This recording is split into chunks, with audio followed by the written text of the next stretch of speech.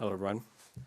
Prime Minister Justin Trudeau's announcement yesterday that agents of the government of India are suspected to have been involved in the assassination of Hardeep Singh Nijjar may have shocked many Canadians, but it was not a surprise to the Sikh community. For decades, India has targeted Sikhs in Canada with espionage, disinformation, and now murder. Hardeep Singh served as the president of one of the largest gurdwaras in Canada and was an outspoken supporter of Khalistan. He often led peaceful protests against the violation of human rights actively taking place in India. Hardeep Singh Nijjar had publicly mentioned the threat to his life for months and said that he was targeted by intelligence agencies. CSIS and local law enforcement agencies were aware of the threat to Nijjar, as well as other Sikh activists in Canada, and they had been alerted of the danger from multiple sources. India cannot be allowed to disregard the rule of law and the sovereignty of foreign states. The killing of Hardeep Singh Nijjar and other Sikh activists were terrorist acts that must be condemned by the international community. India must honor its international obligations and cooperate with the Government of Canada in investigating these matters. The World Sikh Organization of Canada calls for the following 6 measures. Canada must immediately identify and bring to justice those individuals who were involved in the targeted killing of Hardeep Singh Nijjar. Second, immediate protection for Sikhs in Canada who face a threat from India and its agents. Third, Canada must conduct a thorough and continuous review of all Indian diplomats and officials in Canada and immediately remove those found to have been involved in interference and espionage in Canada.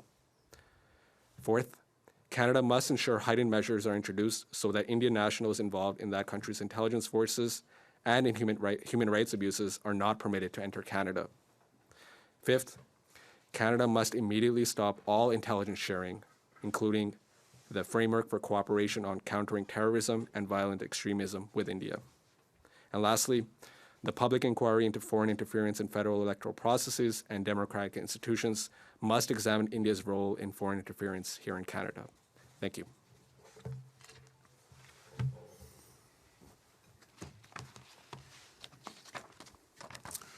Bonjour tout le monde. Good morning. My name is Stephen Brown, and I am the CEO of the National Council of Canadian Muslims. I'd like to start by offering my condolences to the family of Hardeep Singh Nijjar. He was a person beloved to his family and his community, and he will be missed. Je voudrais commencer par présenter mes condoléances à la famille de Hardeep Singh Nijjar. C'est une personne aimée de sa famille et de sa communauté, et il va nous manquer. Now, yesterday, the Prime Minister informed Canadians that our government has reason to believe that on the evening of June 18th, a Canadian citizen was assassinated by a foreign government right in front of a place of worship. Hier, le Premier ministre nous a informé les Canadiens que le gouvernement a des raisons de croire que le soir du 18 juin, un citoyen canadien a été assassiné par un gouvernement étranger, et ce, devant un lieu de culte. Il s'agit d'une attaque sans précédent contre la souveraineté canadienne.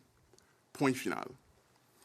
This is an unprecedented attack against Canadian sovereignty. Full stop. We're all in this together. Because when a Canadian is attacked, when he or she has the audacity to speak about human rights and justice, all of us are at risk. Now, unfortunately, the revelations yesterday were painful, but could not, for many in our communities, be characterized as shocking. We, alongside virtually every other credible expert, had warned that it was only a matter of time before the actions of the Indian government reached Canadian shores.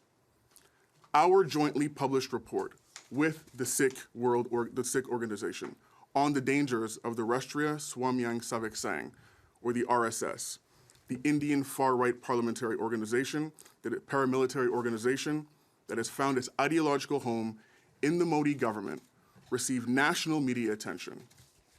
It also detailed the level of harassment already being faced by Canadian Muslim communities domestically.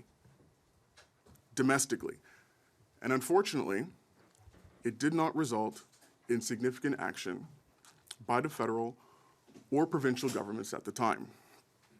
Notre rapport, publié conjointement avec l'Organisation mondiale sikh sur les dangers du RSS, a également détaillé le niveau de harcèlement auquel sont déjà confrontées les communautés musulmanes canadiennes au niveau national.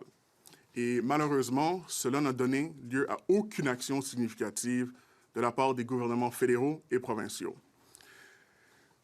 And while the idea that the Indian government is involved in such brazen acts of violence might shock many Canadians, for millions of Sikhs, Muslims, Christians, Buddhists, and other minorities in India, this type of violence and utter disregard for the rule of law is an everyday occurrence.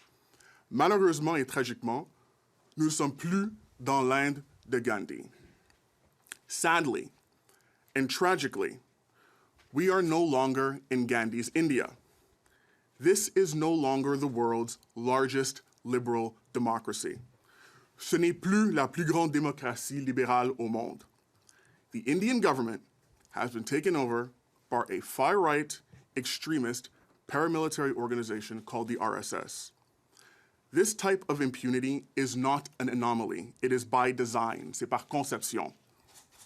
What we're talking about here, to be clear, is a deliberate act of violence by a foreign government on Canadian soil against one of our own citizens.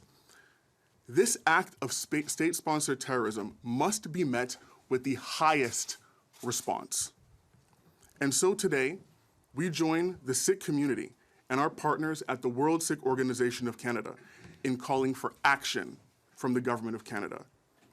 At this moment, it is paramount that the killers of a fellow Canadian are brought to justice, and protections must be put in place immediately to ensure the safety of all Canadians from all threats, both foreign and domestic. Along with the powerful calls for diplomatic consequences, an end to intelligence sharing, and a public inquiry my colleague just mentioned, we at NCCM are calling for 4 additional actions. 1, the immediate recalling of Canada's ambassador to India. 2, an initiation of the process of expulsion of the Indian ambassador to Canada, High Commissioner Shri Sanjay Kumar Verma. 3, a formal freeze on trade negotiations between India and Canada, including but not limited to the Comprehensive Economic Partnership Agreement, or CEPA. And 4, together with the WSO, we today call for the immediate banning of the RSS under the listing provisions in the Criminal Code and the removal of its agents from Canada. En français, parallèlement aux appels de mes collègues à des fortes conséquences diplomatiques à la fin du partage de renseignements de la tenue d'une enquête publique, nous réclamons 4 actions supplémentaires, dont 1, le rappel immédiat de l'ambassadeur canadien en Inde. 2, une initiation du processus d'expulsion de l'ambassadeur indien au Canada, le haut-commissaire Shri Sanjay Kumar Verma. 3, un gel formel des négociations commerciales entre l'Inde et le Canada, y compris, mais sans illimiter, l'accord de partenariat économique global, ou CEPA. Et en collaboration avec le WSO, nous appelons aujourd'hui à l'interdiction immédiate du RSS en vertu des dispositions d'inscription du Code criminel et au retrait de ses agents au Canada. We must understand that this assassination of one of our fellow citizens on the streets of our country in broad daylight in front of a place of worship affects each and every one of us. Il faut comprendre que cet assassinat d'un de nos citoyens dans les rues de notre pays, devant un lieu de culte, touche chacun de nous, et c'est complètement inacceptable. This assassination was an attack on all of us as Canadians. This is why we must take action, and we must take action right now. Merci beaucoup. Thank you very much. Can you clarify, are you formally accusing the RSS of murdering Singh and Nijjar? Pardon? Are you formally accusing the RSS of murdering Mr. Singh Nijjar? Not formally accusing the RSS of murdering Mr. Singh Nijjar, but what we are saying is that, and you can see this in the report that was published conjointly with the WSO, members of the Muslim community and the Sikh community and many other communities have been complaining for years that they have been targeted by harassment and threats by individuals and associations affiliated with the RSS. And for years, we've been talking to this about this topic to the Canadian government, and nothing has been done, which is why we are asking right now for the Canadian government to ban the RSS from Canada and expel its agents from the country.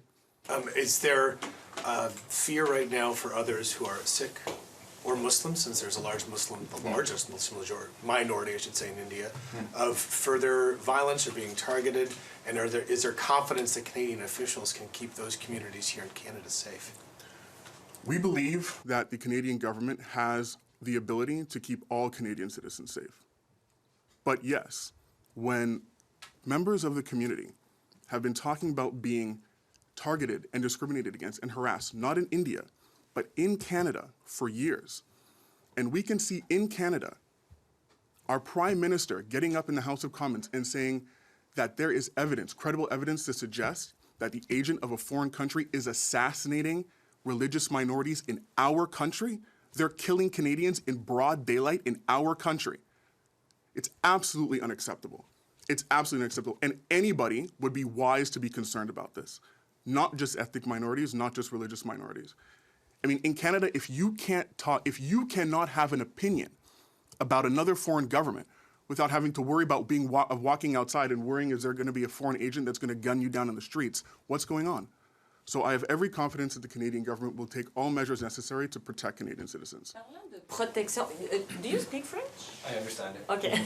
Parlant de protection, vous demandez davantage de protection pour la diaspora sikh au Canada. Qu'est-ce que vous demandez exactement?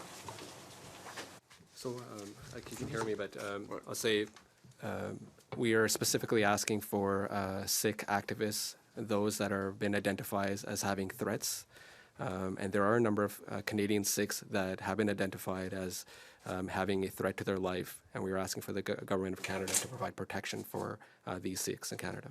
Are those Sikhs approaching, is the RCMP warned those Sikhs that there's a threat to them, or is it the other way around? Is it the community asking Canadian law enforcement for protection? I think it goes both ways, and there have been a number of cases where officials have warned them that there was a threat to their life. Comment vous jugez la réaction des politiciens canadiens des différents partis? Ce matin, on avait Pierre Poilievre qui disait on doit quand même attendre d'avoir tous les faits là, vraiment avant de dire si la réaction du gouvernement était justifiée. Je pense que la réaction...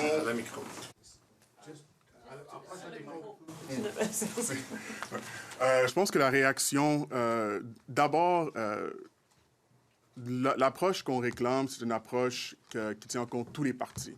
C'est pas une approche partisane. C'est sûr que c'est un événement incroyable, mais la réalité fait en sorte que le premier ministre a quand même dit qu'un citoyen canadien a été tué par un agent du gouvernement de l'Inde. Alors, je pense qu'on appelle tous les politiciens à prendre cela extrêmement au sérieux et de travailler ensemble pour s'assurer que tous les Canadiens et Canadiennes aient la protection physique et aussi que nos libertés soient protégées. Can I just get you to expand on that in English? The official opposition leader today suggested the Prime Minister hasn't been transparent with all the facts in this case. Do you think we need to hear more facts from the government, or what do you make of Pierre Poilievre's statement? What I'm interested in is making sure that this is that partisan politics stays completely out of this. Right? This is a Canadian citizen, somebody with a Canadian passport that was gunned down in broad daylight. So we need to make sure that all Canadian politicians are working together to, one, understand exactly how this happened, but two, and more importantly, make sure that this doesn't happen again, that all Canadians are safe. People should not have to be worried about getting shot when they're walking out of a place of worship in Canada. Vous avez mentionné l'accord de coopération économique avec l'Inde. Qu'est-ce qui se passe si le gouvernement continue d'avoir espoir en ça ou ne se retire pas des négociations? Le fait est tellement sérieux, c'est tellement un enjeu incroyable que l'idée même de continuer des relations avec le gouvernement de l'Inde avant qu'on ait avant qu'on soit capable de s'assurer que les Canadiens et les Canadiennes sont sécures, je pense que on doit mettre nos priorités à l'ordre. Le gouvernement canadien a la responsabilité de s'assurer de la sécurité de tous les Canadiens et Canadiennes et maintenant de mettre tout leur effort dans les mesures pour assurer la protection des Canadiens et des Canadiennes de toutes les communautés. Ça doit être ça, la priorité numéro 1. Après ça, une fois que notre sécurité est assurée et que tous ceux qui ont commis cet acte haineux que la justice soit rendue, après ça, peut-être on pourra penser aux accords économiques. Mais avant ça, maintenant, c'est pas le temps de penser au traité. Le temps maintenant, c'est de penser aux citoyens canadiennes. Are either of your organizations aware of anyone that's currently in hiding because they don't feel the Canadian law enforcement agencies or government has their backs when it comes to extrajudicial attempts on their lives? We are aware of Canadian Sikhs that are under threat. They've been advised to make changes to their pattern of living, whether moving or otherwise. So we are aware of threats to Canadian Sikhs at the moment. Yes. Est-ce qu'on a un nombre? I don't have an exact number, but I can say that there are a number. I mean, so I don't have an exact number on how many are affected. These threats personally? I have not. No. Who's been advising them? You said they've been advised to take precautions. It's been a combination, as I answered before, whereas some of the community members have advised local officials of threats against their lives. Local officials have also advised some community members of some threats to their life as well. You've both referenced the public inquiry into foreign interference. If you look at the terms of reference in terms of protections for diaspora communities, there is, a term to look at protections for those communities in the context of democratic institutions being imperiled. Would you like to see that scope expanded to look at protections for diaspora communities more broadly, outside of, election interference, for example? That's a good question. I would tend, with the news we just heard and the announcement yesterday, I think it makes sense to add that to the scope. Certainly, having a basic sense of security, I think, is a common. It's something we need to ensure in this country. And if foreign interference and foreign countries are affecting that, I think we need to look into that. What should Canada pursue as a relationship with India? We've heard the question about the trade agreement that now is in limbo. There's a huge diaspora communities from many different minorities within India, and also the Hindus as well.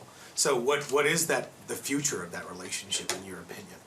We believe Canada needs to stand by its values and not compromise on those, whether it's freedom of expression, protection for minorities, and any relationship internationally needs to have a foundation of our core Canadian values. Quelles sont vos attentes par rapport aux alliés? On peut penser aux États-Unis ou à la Grande-Bretagne, les alliés du Canada. Vous avez dit dans votre allocution que le Canada doit leur parler de cette chose-là. Quelles sont vos attentes? We've seen announcements come in from the United States, from Australia as well. We're hoping for all the Five Eyes provide support in this. I expect that they'll see the threat that this sort of foreign interference can have on a country such as Canada and other countries of similar values.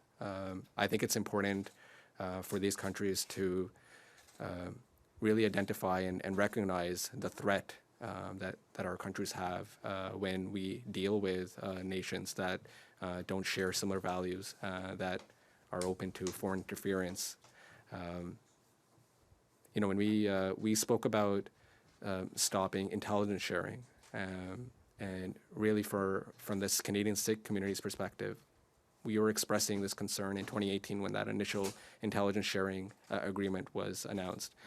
It's led to deaths in the past, intelligence sharing in Canada for Sikhs. And we are aware that this information is not used with respect to protecting minorities or protecting foreign integrity. Do you think Canada's stuck in a bit of a bind now with India because they have emphasized an alliance with them economically so much in order to check against growing influence by China on the world stage? I'll say I don't.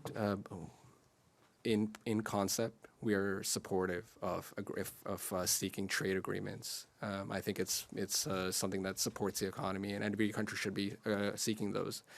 What we're not supportive of is trading lives for trade agreements for economic growth. And if we have to trade, a certain minority group to make such an agreement, I think we would be against that. What should Canadians understand, perhaps, about the history that between India and the Sikh community, that the greater context here that you're concerned about? The announcement yesterday, I believe, is the tip of the iceberg. This is not the first time that somebody from Indian diplomat has been kicked out of Canada for foreign interference on the Canadian Sikh community, and so there is a pattern here. The Canadian Sikh community has been speaking out about it for decades now, and for my part, I really resonated with what Jagmeet Singh mentioned yesterday. The younger generation that grew up in Canada, they grew up hearing stories about the persecution, about the fear of speaking out a little too much and you might get on a list or be targeted. And so to see that happening right now in 2023 in Canada, it certainly is shocking, and I hope the larger community sees that and understands how truly shocking this is, to see a Canadian attacked on Canadian soil by a foreign country. I think we can't understate how shocking that news is. All right, so we'll go to a question on Zoom. We have time for one last question. So Palak, if you want, the floor is yours. Hi, can you hear me okay? Yes. Hi, thanks. I think this question is probably best for Mukhbir Singh. I'd like to get your I'd like to get your reaction to the Prime Minister's comments today. He said that he made the decision to come public with intelligence because he wanted to speak with Canada's allies and have a, quote, solid grounding on what was happening. And assumably, it was also to speak directly to Prime Minister Modi at the G20. At the same time, he is saying that Canadians do have a, quote, right to know about these kinds of threats. What do you make of these comments, and should this information have been made public beforehand, in your view? So certainly I'll say we were happy to see that our Prime Minister Trudeau spoke about this publicly. This is not a surprise or a secret that the Canadian Sikh community was not aware of. I'll reiterate what my colleague just mentioned. What I think is most important here, and I think maybe one of the objectives is to not make this a partisan issue, and bringing it collectively with the other parties. I think it sent a message, not just in Canada, but internationally, that Canada does not tolerate these types of events and actions in our country. And any sort of affront on our integrity, we will stand united and speak against it. So I think that sent a strong message yesterday that Canada will not tolerate these type of events. Follow-up, Palak? Yes, thank you. And just as a follow-up, we've talked about the inquiry itself, and you mentioned that the scope of that should be broadened.